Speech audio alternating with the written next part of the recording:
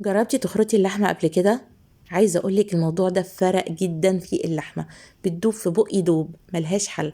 وصفتنا النهاردة من كتر جمالها ان شاء الله مش هتبطلي تعمليها. بس قبل ما ابتدي بطلب منكم تدعموا الفيديو ده باللايك الحلو بتاعكم، شير في كل حتة، ويلا نسمي الله ونبتدي. زي ما انتوا شايفين في طاسة على النار او حلة براحتك اللي موجود، حطيت شوية زيت وعليهم معلقة من الزبدة.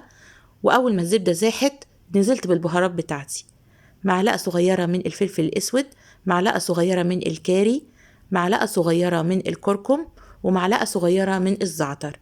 ولو بتحبي الزعتر اكتر تقدري تضيفي كمية اكبر. دوبتهم كده شوية طبعا على نار متوسطة علشان التوابل بتاعتك ما تتحرقش. وطحنت مكعب مرقة في ايدي كده ونزلته زي ما انتوا شايفين. هدوبه بقى في الزبدة علشان ما يكتلش ويعمل تكتلات ويضايق اللي بياكله. وحطيت نص كوباية من المية. كنت سلقة شوية مكرونة قلم زي ما انتوا شايفين، نزلت بيها على الصوص الحلو ده. هقلبها لغاية ما يمتزج تماما. وكده خلصنا أول جزء من الوصفة بتاعتنا. نيجي بقى للحمة. اللحمة دي زي لحمة البفتيك كده، شايفين سمكها بسيط. عايزة تستخدمي لحمة سمكها أتخن مفيش مشاكل، كده كده هتتخرط. هتجيبي المخرطة بتاعتك تكوني محمياها كده، يعني حامية معاكي، مش محمياها يعني مقطيها شاور، لا حامية معاكي، وتنزلي بيها على اللحمة. طيب ما نعمل لحمة مفرومة. ممكن تعملي لحمة مفروم، بس أنا عايزة اللحمة بحجم معين هوريهولكوا في الآخر. كل ما تفرمي زي ما انت شايفة كده تجيبي اللحمة على بعض. كل ما تحسي ان هي رقت تجيبي على بعضه لغاية ما تخلصي الكمية بتاعتك كلها بالمنظر ده. شايفين؟ انا عايزة اللحمة بتاعتي شايفين قطع كده صغيرة، صغيرة جدا، وتكون مختلفة في الحجم، يعني مش عايزاها منتظمة. ما عندكيش مخرطة قطعيها بالسكينة يا ستي ولا يهمك.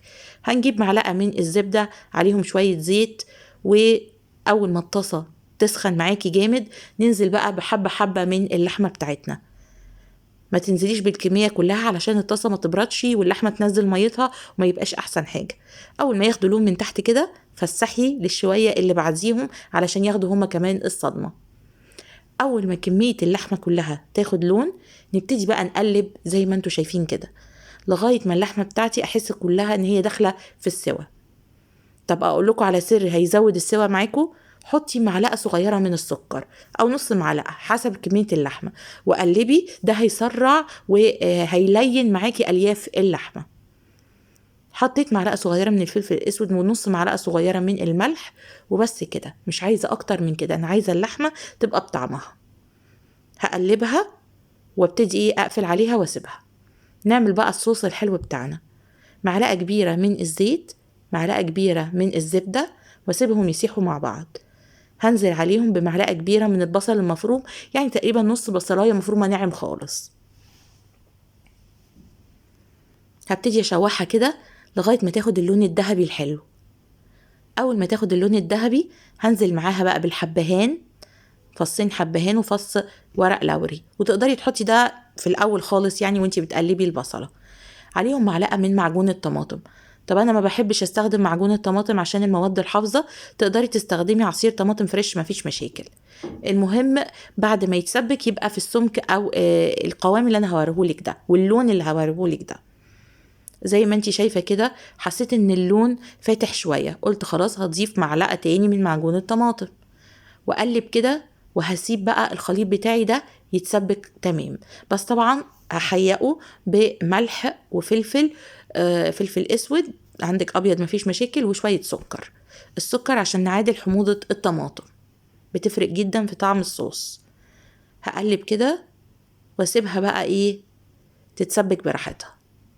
اول ما تتسبك شيلي بقى ورق اللوري وشيلي الحبهان علشان محدش يدعي علينا. تمام كده يا جماعة، اللي لسه ما حطش لايك يحط لايك بقى عشان ده بيدعم الفيديو جامد. دلوقتي بقى هجيب الجبنة الموتزاريلا بتاعتي واحطها على وش الصوص ده. براحتك بقى انتي والجبنة اللي عندك جبنة شيدر كمان حطي، عندك جبنة رومي حطي، الجبن الموجودة عندك. واحط عليها غطا الحلة على نار هادية لغاية ما تسيح الجبنة. تعالوا بقى نطبق الوجبة بتاعتنا. ادي المكرونه رهيبه لوحدها، يعني انا عايزاكم تجربوا بقى المكرونه. حتى انت لو مش عندك لحمه ولا جبنه موتزاريلا بتاكلي المكرونه بالصوص ده، صوص الكاري والكركم ده فظيع. حطيت اللحمة على الوش، شايفين اللحمة ما عليهاش اي حاجة، هي ملح وفلفل وبس. شايفين حجمها؟ هو ده الحجم اللي انا عايزاه. وهنزل بقى بالصوص السخن السايح النايح، يعني يا جماعة سيمفونية بجد، حاجة كده اخر جمال ملهاش حل. انا عايزاكم تعملوا شير في كل حتة عشان كل الناس تعمل الوصفة دي. والجبنة بقى سايحة وبتمط وحاجة كده رهيبة ملهاش حل. لا لازم تيجوا تاكلوا معايا. شايفين؟ انا عايزه اقول لكم انا طلعت بره المطبخ بالمطه دي، يعني ايه اللي هو ايه. وبعدين معاكي بقى انت مش ناويه تتقطعي. شايفين؟ ما شاء الله ما شاء الله تحفه جدا. يلا جربوها وقولوا لي رايكم في الكومنتس. الف هنا وشفا، اشوفكم الفيديو الجاي ومع السلامه.